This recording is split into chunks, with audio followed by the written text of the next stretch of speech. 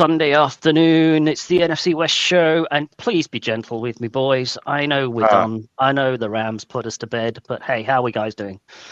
Good. Hey, I got my own wounds to lick, so I'm not even paying we're all attention. feeling it this week. Yeah. We're all feeling it this week. Yeah, you guys got a couple of tough losses this week.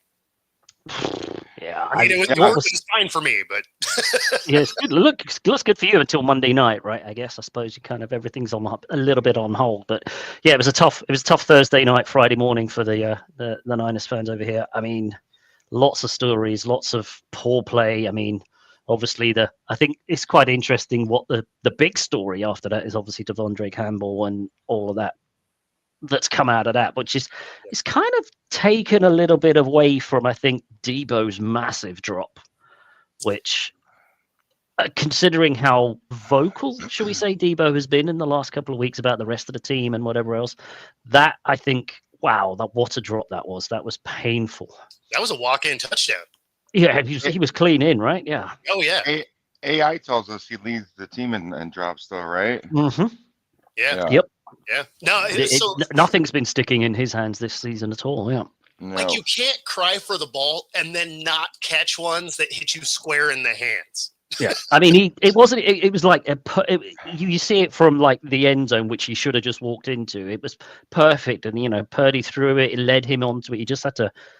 He's done it season after season. He's caught those quick slants and taken it for, and that's miles. just it. He has done it. He's going to have to pull it up. Season. I think the Niners are just having a down season. Let's just what you've been out of 4 in the last 5 championship games. You had a down season. It happens.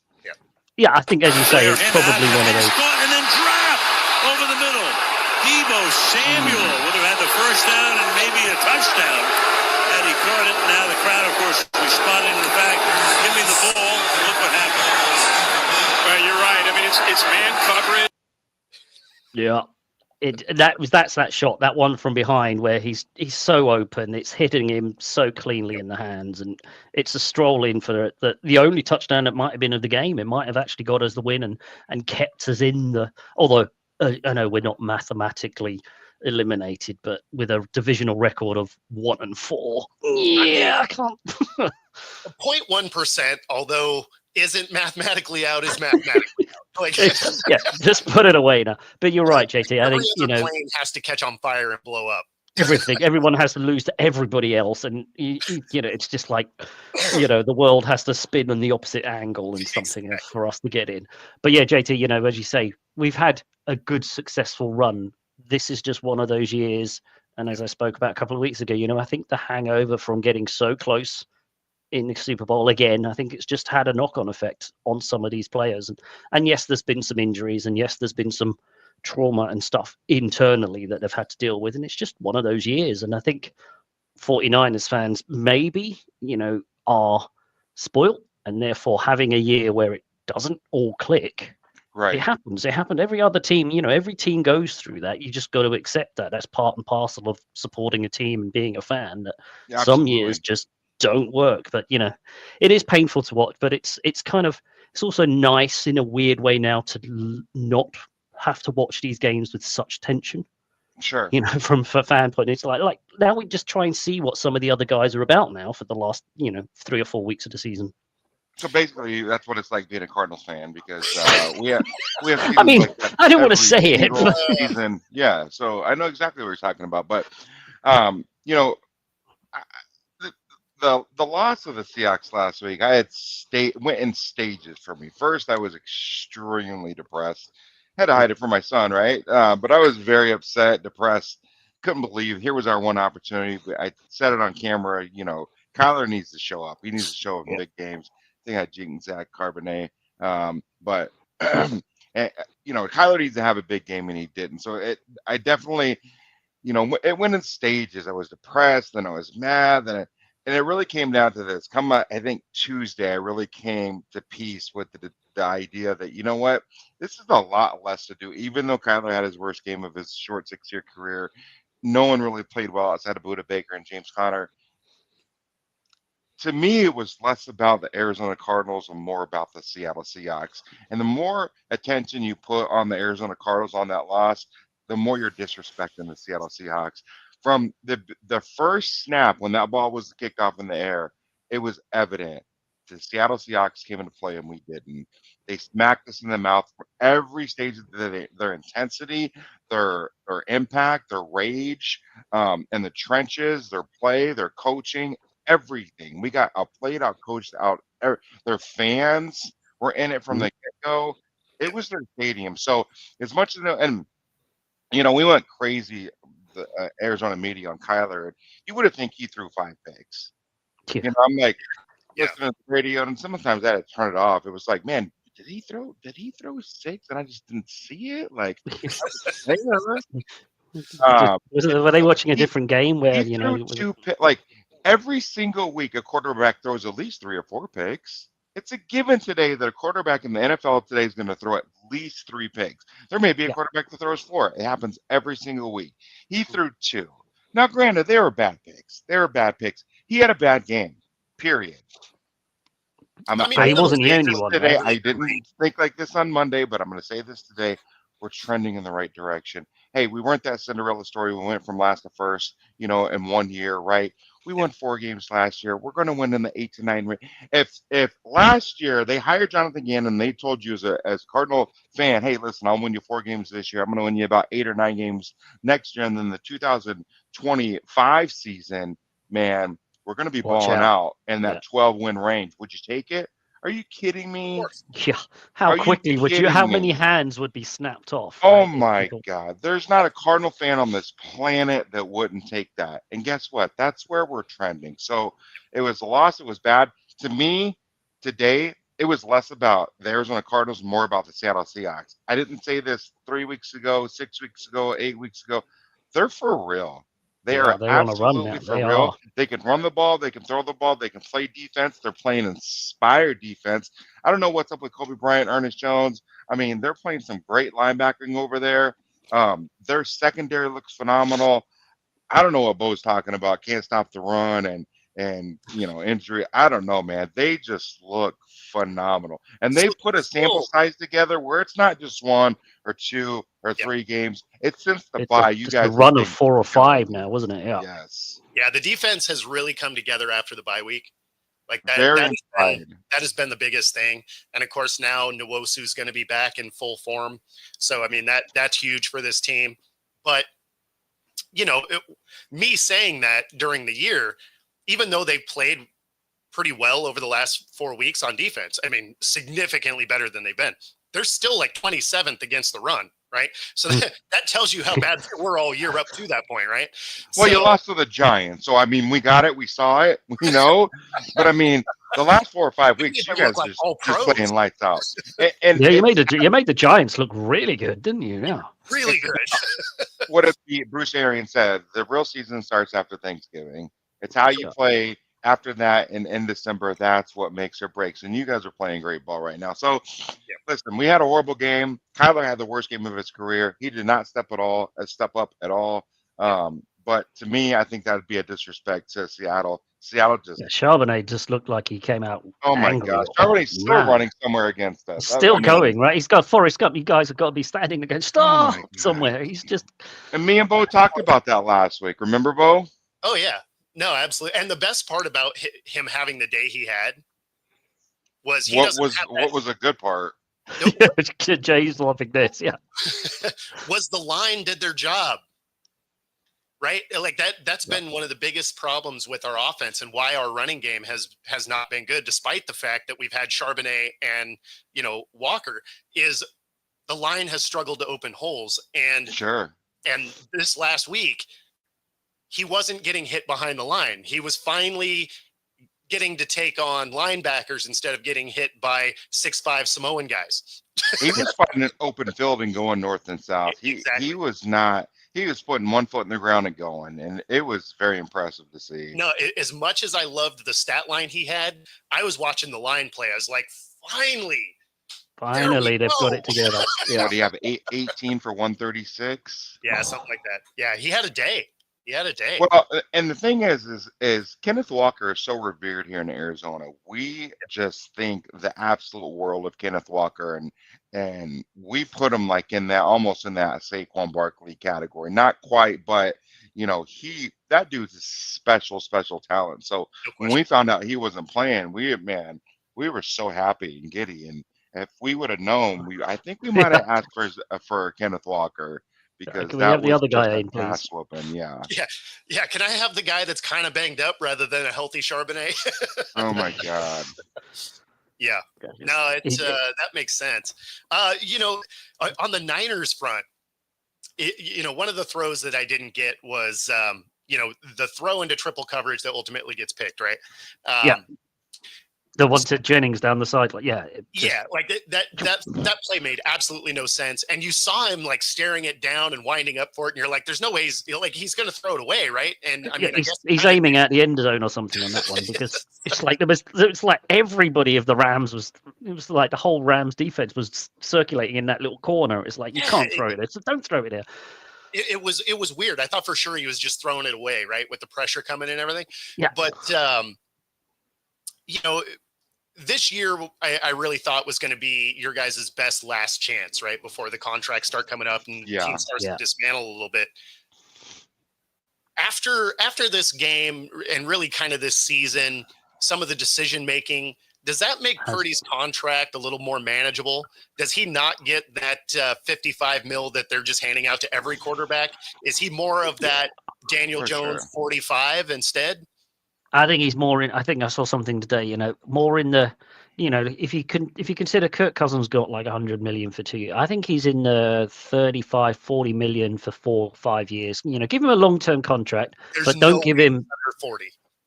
Yeah, there's no way he's under 40 because Daniel Jones got 40 and he can't play football. Oh yeah, you can't. So he's 45 for sure at a minimum. Yeah, but I don't think it's the breaking the QB market. No, and he's come out and said that. He's come out and said, "I'll take the Tom Brady contract. You give me whatever." I never thought he would ask for that sort of 60 million break. I was hoping he would. Yeah, he would, because it would mean that we'd have to offload all the other. But I think we'd have to retool anyway. But yeah, I think you're right. I think 45, 50. The market will reset again at the end of the season. Obviously, when there's going to. I don't think he's going to ask for top 5 money though. No. And I think maybe he, with the way this season has gone, and I don't think any of the San Fran. Yeah, I don't think any of the losses are on Purdy as such this season. I don't think his stats are he's still up there on yards per gain and all that sort of stuff. So his PFF and all the scores and the stats and measurables are good. He has thrown a lot more picks. He has held the ball a lot longer this season as well. But has that been where he effectively lost you the game? Yeah, or 2, I guess, because that pick really kind of ended your game too. Isn't it funny how we make wins and losses a quarterback stat when it fits our narrative? Yeah. Oh, it's but always, remember Jimmy G not always a quarterback won. Stat, but if it fits your narrative, you make it one. It's always a quarterback stat. Yeah, it's never a quarterback stat. Everyone says it's not, and it shouldn't be. No, it should not be. No, but it is, and it's why guys anybody watching the 49er games this year knew it wasn't Brock Purdy. They don't have this record because of Purdy.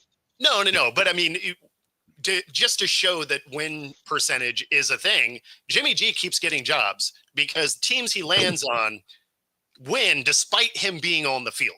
Right, because 0 teams has he played in spite of him, yeah, right. But because he has like a 700 win percentage, you know what he keeps doing? Surviving in the NFL, getting another contract somewhere else. Yeah, exactly. So even though it shouldn't be a stat, it is one. Like it absolutely is one. It definitely is. But no, I think, it's definitely a stat. No, they keep track of it. Yeah, I think you're right. Purdy gets a 45, 48 million. 4 or 5 years, allows some retooling and recalculation with some of the kick down the line. I don't know who comes back after this year though. I think he gets 55. Yeah, and the only reason I say that is Trevor Lawrence 55, right?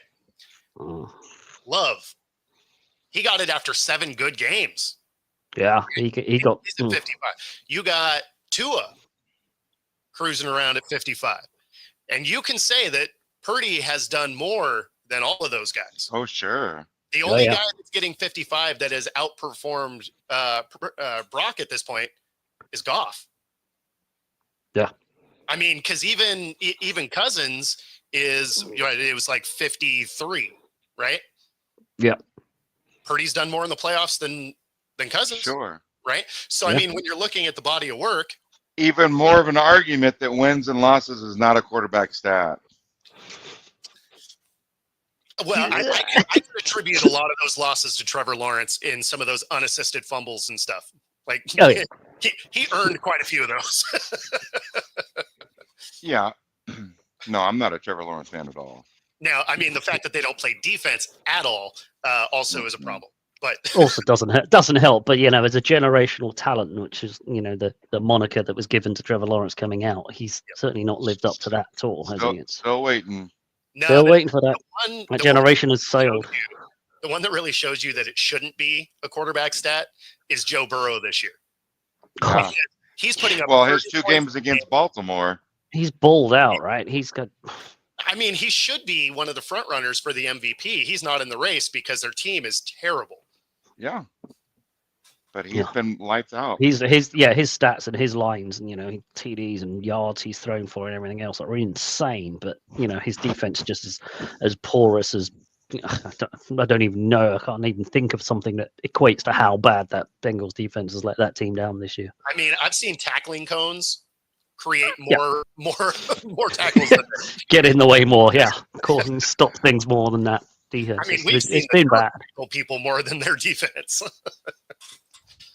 I wanted to get onto the guys. The big story coming out of the Thursday night was obviously Devondre Campbell quitting mid-game. How has that gone down in the US? I mean, over here, slightly different. Removed, but it's not being looked on favorably, shall we say?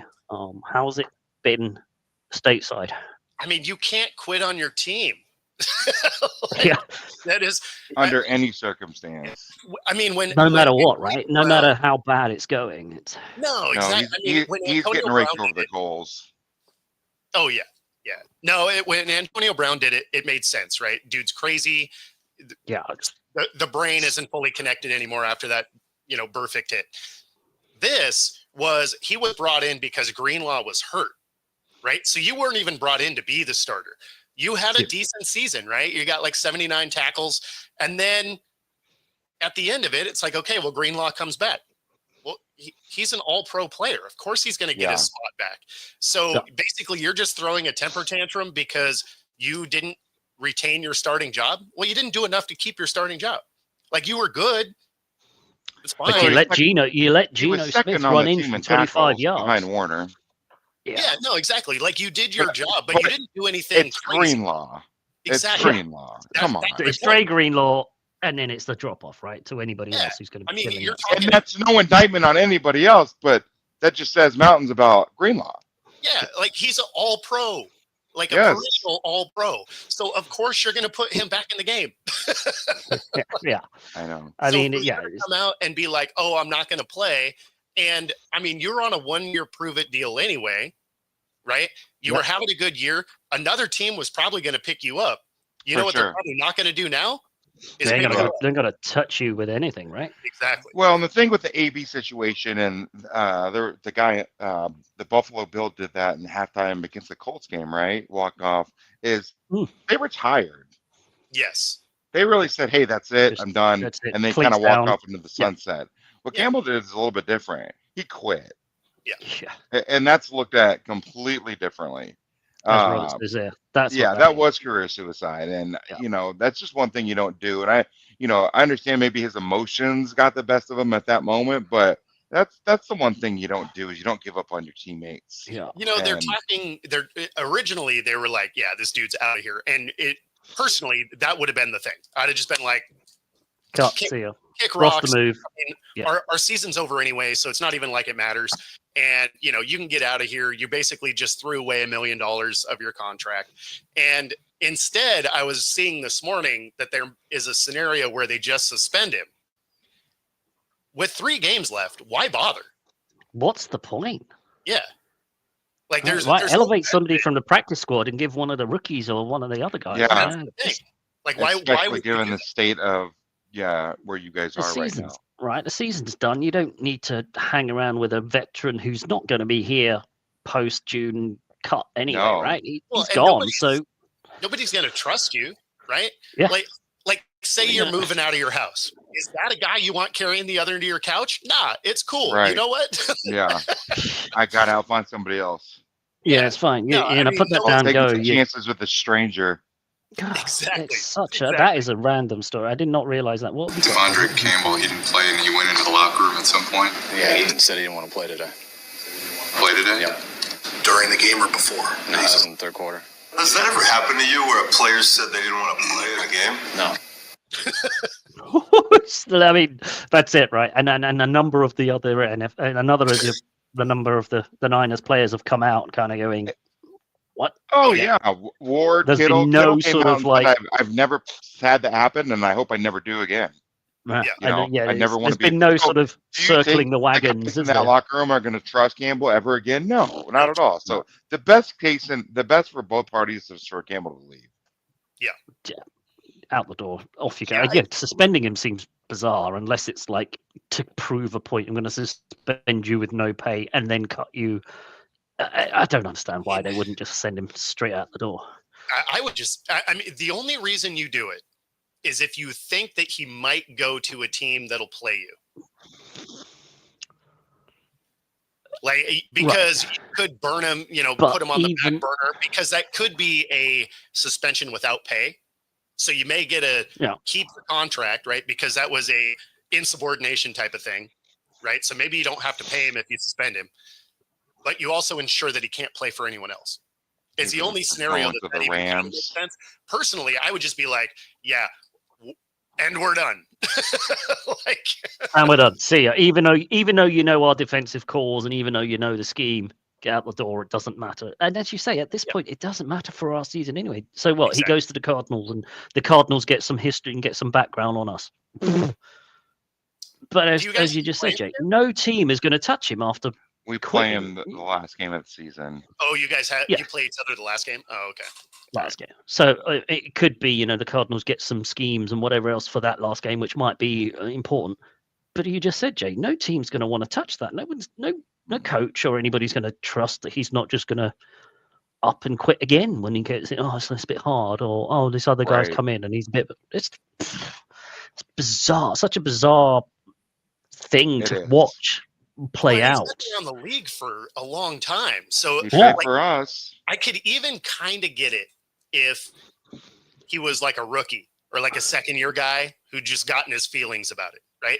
But this dude's been in the league for over a decade, right? Yeah. I mean, He's not. Yeah, he's a veteran. He's knocked around. He's played for a number of different teams. So He was on our he's got to roster. know the score.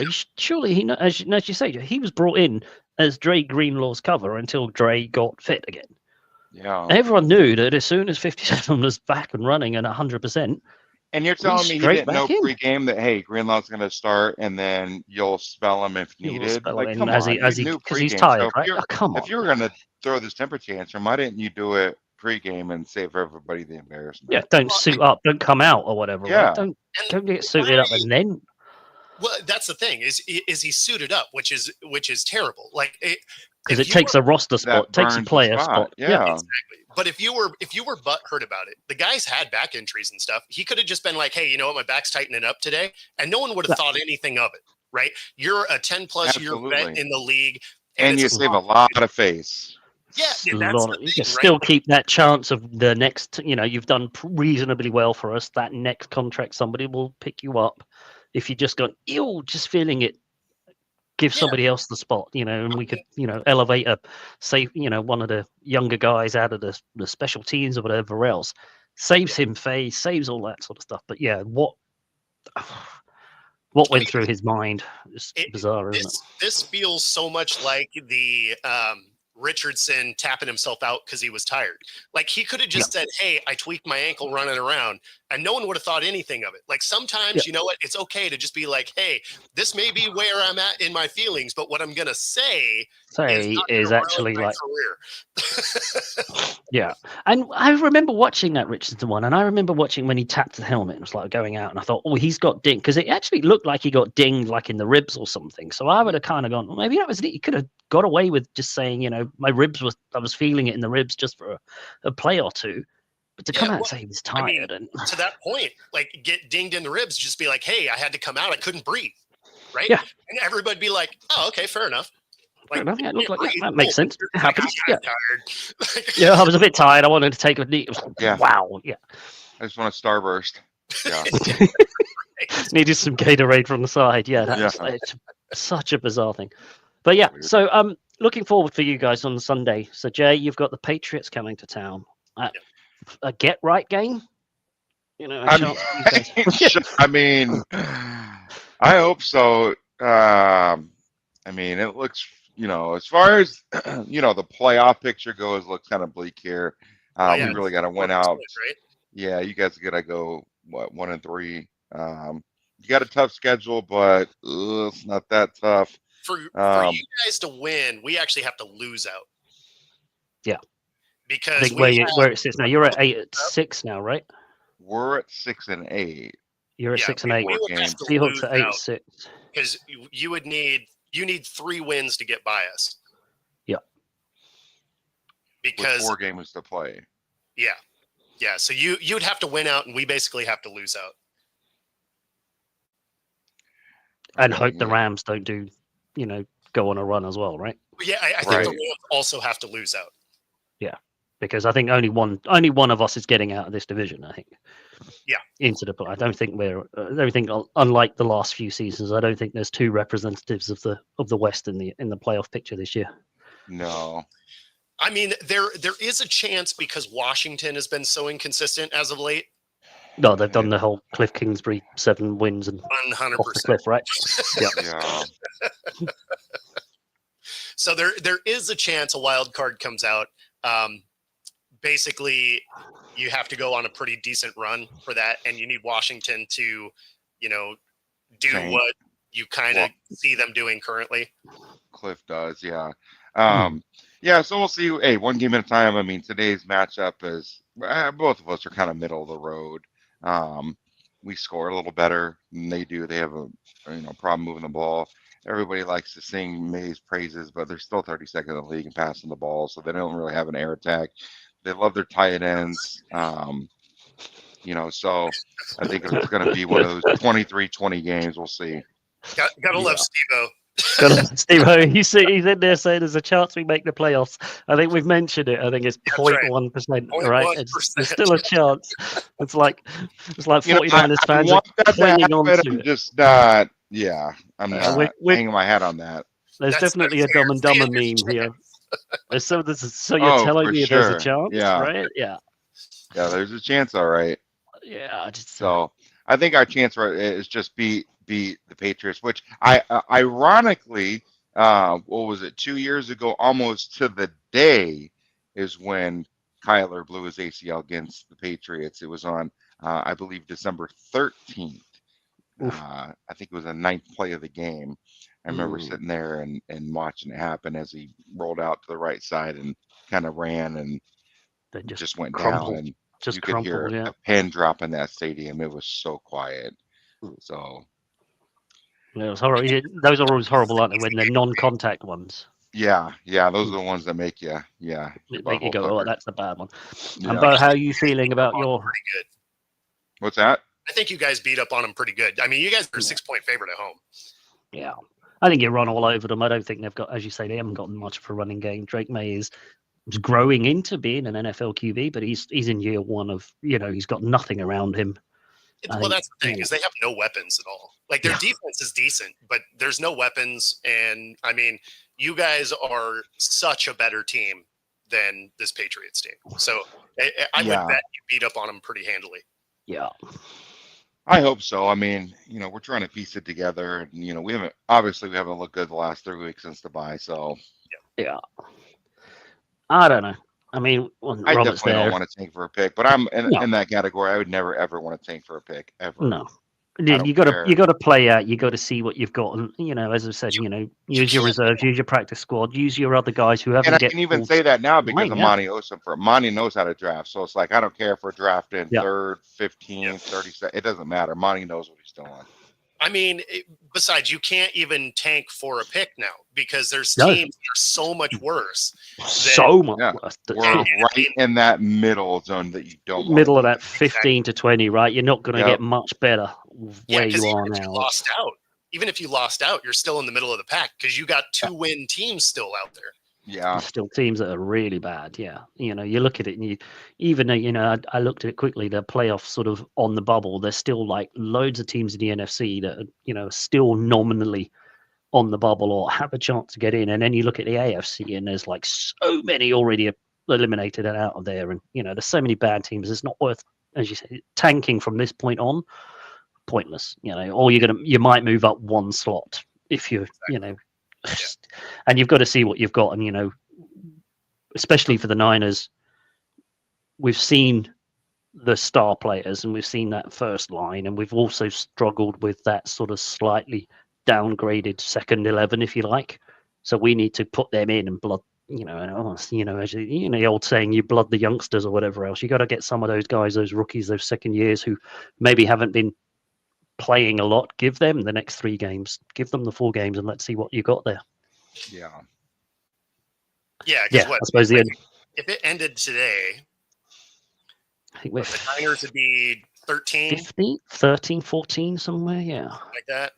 So I mean, what if you tanked out? You'd move all the way up to 11. like who cares?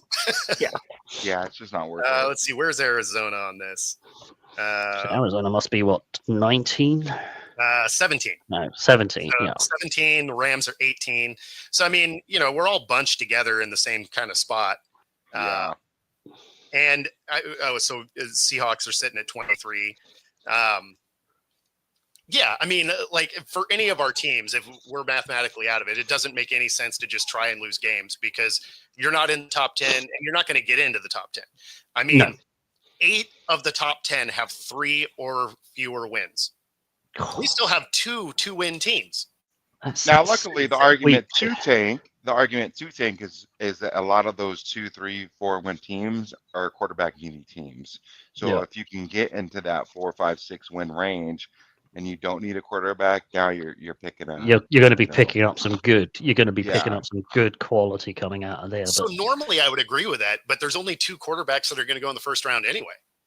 Yeah. So is this a bad quarterback draft? Yeah, I mean the only 2 that are going to be first rounders are Shador and Cam Ward. Outside of that, you're going to have Quentin Ewers as your 3rd guy, and he's going to be a day 2 guy because Gabriel coming out. Is Gabriel coming out from Oregon, or is he staying in? Who knows? I JJ McCarthy went early, so who knows, right? Yeah. I didn't know. I didn't think Bo Nix would go this early. I didn't think JJ McCarthy would go that early. So who knows? Yeah, I mean, really, your next best highest guy is Ewers, but because of his injury history, like he's going to be a late 2nd, early 3rd, right? Like someone's going to take him there just because the talent level's there, but because he's been injured all the time, Not to say that it's always a deal killer. I mean, Tua went high. But some guy will pop at the combine or the draft and mean. Some guy will have a great pro day and predicted to go that high. Josh Allen was not predicted to go that high. On Zach Wilson, Zach Wilson did right? He threw that 70-yard bomb, and everyone was like, "Oh my God, where's that guy been?" Oh, that was Richardson. That was it. He had a great pro day, and everybody just forgot about his tape while he was at Florida. Because none of that matters. None of that matters. Only the Underwear Olympics matters. That's right. He was awesome with no defense and no pads. Yeah. It's like, yeah, great. Like I can still throw a nice ball with no defense and no pads. Right. And throwing it to my buddy over there as well. Exactly. Who knows how you throw it. Come on now. You do wonder, sometimes you just have to laugh at the NFL and the analysis and all that. It just goes out the window. People go, pro day. Oh, he was amazing at his pro day. It's like, but that means nothing. We've seen it time and time again where players have like, oh, great pro day, but they've only played one season of senior, football at college or whatever else. They come through, they have one season, they play 12 games or 13 games, and then they go into the NFL and go, oh, wow, football's quite hard. It's like, well, of course. So the funny thing is I don't know why. Trey Lance pops to mind when you say that. Oh, yeah. Right. I mean, one half, not even a full season of, NDS SU football, because it was the COVID year and whatever else. And he sat most of that out. I think he played 12, 13 games total in college. Yeah. Of course he goes to the NFL and goes, wow, this is fast. This is new. I can't play this game. And, Richardson's in the same position right now. He's just like, he's not played enough. And which is why it's interesting to see Bo Nix and Drake May, being. Guys who have played a ton of snaps in college. Played a ton of snaps at college. Right. Yeah. Yeah. It translates. I just never get why people put so much emphasis on the pro day because, everyone should look good with no defense, right? Yeah. So, I look at the pro day as Alabama playing Temple, right? If you beat the brakes off them, you're like, okay, well, you're supposed to because they're a bad school. Like, well, right? Yeah. If it's close, so say you kind of don't have a great pro day, you're like, it's not like, oh, Temple did something great. You're like, oh, what's wrong with Alabama? Like, why were they off today, right? And then if you happen to lose, say you have a bad pro day, it's still not the conversation of the team that beat you. It's like, oh, maybe you're just not a good team. And so, like, there's really only downside to doing these pro days. And that's why you see these pros, Marvin Harrison Jr., guys like that, you see these guys opting out of pro days because where's the upside to it? It's only a lose-lose situation. Exactly. I thought what Harrison Jr. did was really, I thought it would set the standard going forward for those kind of exceptional players. Like, I'm surprised Travis Hunter is playing the bowl game. I thought, he's got his Heisman Trophy. He's going to, sit down. Doesn't need to be risking anything in the bowl game. He certainly doesn't need to do a pro day. Everyone's got the tape on him. Everyone knows what he's got. Everyone knows what Ashton Genty's got. They don't need to go to a pro day because it's like it's on tape, right? Like what you were saying, Bo. You have 2-3 years of tape. What I've done, or this one day with perfect scenario. Yeah, why indoors usually. Take a 2-3 year sample size. It's usually in a gymnasium as well, right? But guys like Bill Belichick and guys like they do. McVay, they do. Okay. Yeah, of course they might look at your pro day as well, but it's just the day. They put more credence and more weight into that 2-3 year sample size.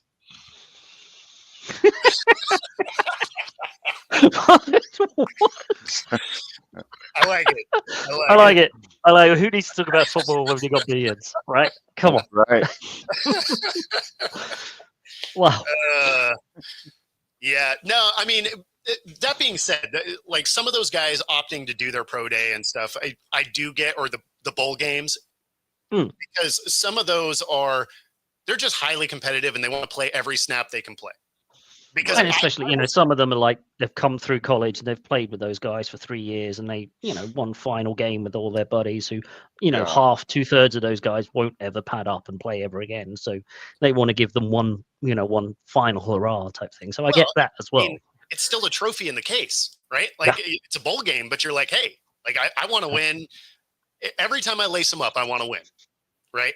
And so like some of those guys are just competitive enough that they're like, yeah, I could get hurt at any time. I could get hurt in walkthroughs. Like, so let's go. During my career, I actually tore a tendon in my thumb in practice. Like talk about the worst way to miss part of a season because I couldn't move my thumb it was tip drills. And I went to tip it up and just caught my thumb wrong, tore the tendon in my thumb. Ouch. Yeah. There you go. These, as you say, these things happen. You can twist an ankle falling off a curb or something, right? So anything could happen. So I get that. I totally get that. But yeah, those pro days and how much emphasis gets put on those is just bizarre coming when we get into draft season. But I think also it's draft season where the media goes also a little bit insane, because football's finished. There's not really a lot to talk about, right? So stories get completely escalated out of all proportion when it's like, we've got nothing to talk about. Oh, pro days are coming. Great. Well, Well, and they are going to talk about the guys that showed out, right? That threw a 75-yard bomb in the air. I mean, those Looks things great. we talk about. But well, that's interesting. What's that Teelam showing up in the Monsters? I mean, he's been balling out. And what do you think about the Panthers? I know it's not NFC West, but I think Bryce Young has started to, that bench. They are scary. They are balling out, and I do not want to see them next week. We need to play very well today. We need to get our together today against the Patriots, right? Because that team we play next week, the Panthers, they're putting real. some bits together. They are for real. They are playing for each other. They have nothing to lose, and that's a dangerous team. When you're playing for that guy next to you and you have nothing to lose, ooh, man, that game gets me nervous. Yeah, no, that's a hungry team. Like they've been real close in a lot of games. They have. They've been very close, very competitive games. So yeah, that's kind of nice for the. It's kind of nice for the Carolina fans, right? Because that whole organization seems pretty dire, but now the team seems to be playing. Yep. So how are you feeling about your Monday night game, though, Bo? Yeah, I mean, so it's good because our defense really since the bye week has shown up, right? Like we're playing significantly better on defense. And I like the fact that Green Bay has a real problem playing in Seattle. For whatever reason, they haven't won a game here since 2008. Whew. But whereas on the flip side, had this been in Lambeau, I would have been betting against my team all the way. We're like 3-13 in Lambeau. So, but for whatever reason, they really don't play well here in Seattle. And with the way that Love has started making some mistakes and the way our defense has really started to step up, I like this game. I think it'll be a nail biter to the end. But I think Seattle can actually get this one done. And it's a game they really have to have. With the Rams winning on Thursday, this is a game, if they want to stay in the lead in the division, if they want to remain in the driver's seat here, they have to win this game. Yeah, well, especially with Minnesota next week. Yeah, you need to win one of these two games. Exactly. Yeah. You got a tough run in, haven't you? Yeah, I mean, I feel like they could go 2-2 and win the division. But tonight and against the Rams for the final game are the two that they have to win, right? Because you need to be able to have even up the series with the Rams.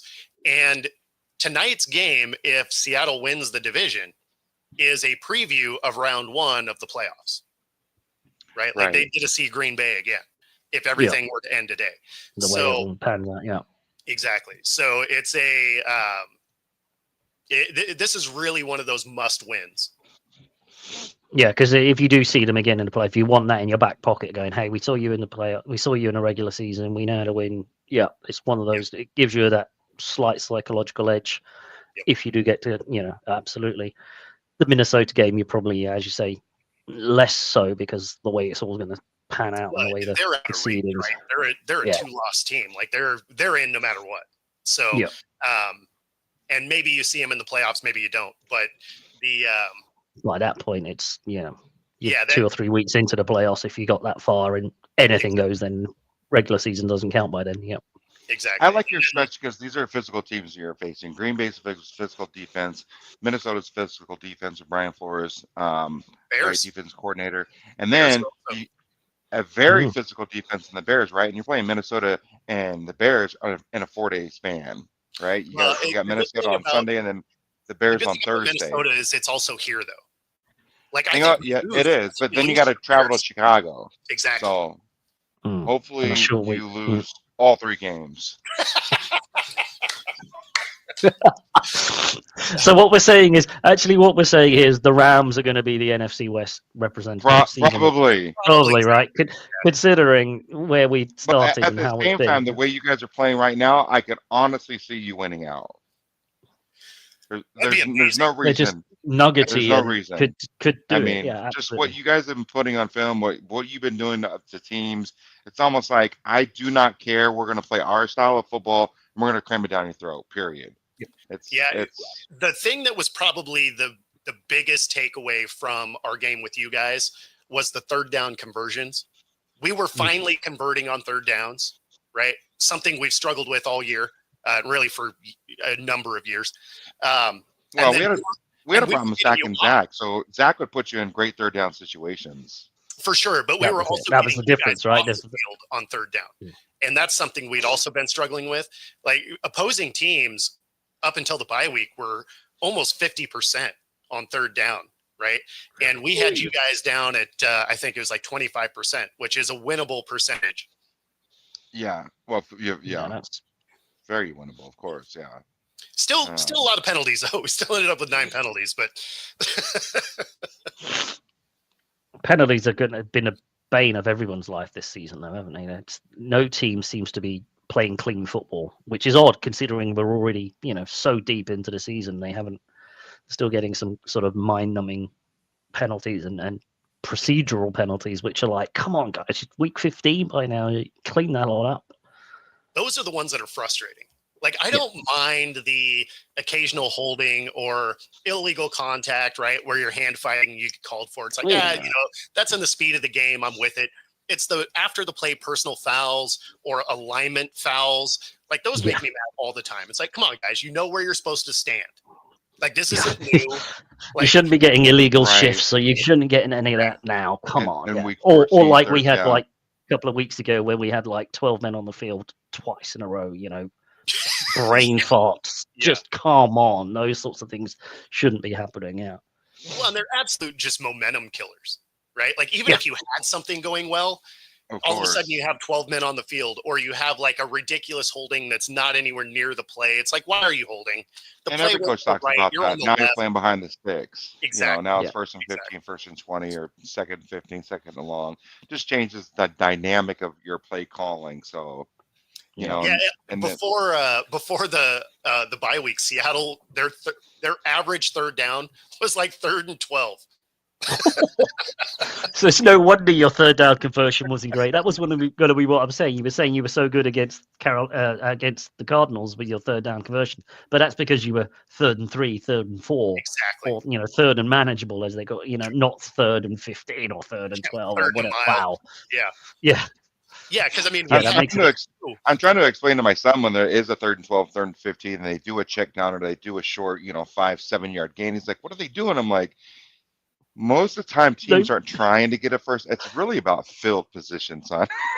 He's looking at me like, what do you mean? Not many teams They're not have trying to score every single possession. Unless you're the Lions. Unless you're the Lions, and then your punter never comes on the field. Even when BA was here, BA was like, you want 1 point for every possession, time of possession you have. So if you possess the ball for 30 minutes, you want to score 30 points. So that was under the BA regime, that we were a much more high-powered offense then. But, the field game, I like that mindset. I like that idea. Hey, BA, you remember BA, no risk it, no biscuit. That's right. I mean, he was extremely aggressive. If we were down 3, it was like we were down 13 or 21. Yes. It was frustrating to watch, but no, he was very aggressive. We had some success with BA. I mean, it either worked or it didn't, right? Like, it's either a sure words could not be stated. Yep, it either worked or it didn't. A wise man once said that. Yep, absolutely. Right, and boys. Yeah, I mean, that's the Lions, right? Like that's the Lions all the way through. Is Dan Campbell is as aggressive as it gets. Where you see him go for a 4th down on his own 30, and even in the moment of doing that, I'm like, what are you doing? Like sometimes it doesn't even make sense. I'm gonna go for it, so I would kick a 35 instead of a 30-yard field goal. Like what? Your kicker can kick a 65-yard field goal. I actually liked the end of the game one because the last 3 drives for Green Bay, they couldn't slow them down, right? Yeah. So it was like, okay, I could get behind that one because it made it so they didn't have a minute to drive the field to try and tie it back up. But the 4th down on your own side, I'm like, man, there's zero chance. That was gutsy, right? That's like he's wild, man. It doesn't always work out, but most of the time it does. His locker room speech was impressive, man. I was ready to run through a brick wall after that game. Hearing his it's a hell of a game, that one, isn't it? That Bills Lions game. Whew, everyone's gonna be watching that one. Oh yeah. no matter where your team are, you're going to be like one eye is definitely on that Bills Lions game this weekend. Yeah. No question. Yeah, that's going to be a great game. Yeah, and I think the Lions are playing in their sort of alternative black or something as well, so that's going to be looking even more fun and games for them. Boys, it's been great catching up. This has been awesome. Even though you were reasonably gentle to me, so I appreciate you not rubbing it in too much. But I know. I was expecting Bo didn't tweet anything and nothing. He was very respectful. I think it was bad enough, right? Watching your own player quit. Watching your own player quit. Was Bo knew his team whipped our ass, so he didn't need to say anything. That's almost better, right? You don't need to say anything. When your team does the talking for you, you're like, it's all the talking on the field. I mean, did you need to pile on when you have players like quitting on your team and shit? I mean, you're looking at that and you're like, man, that's just a bad look. Like, just kick the man when he's down, right? Come on, you can't get any worse when your own player is quitting on you. Yeah, I mean, it's no like you want to help him back up if you're going to keep boxing. Like, it's like, come on, God, no, I won't hit you for 30 seconds. Let you catch your breath, right? Gents, enjoy your Sunday. It's been great talking to you. I love you guys. Absolutely. Yep. Thanks for tuning in the chat and the comments there. Appreciate you guys. Thanks for watching. Bye for now.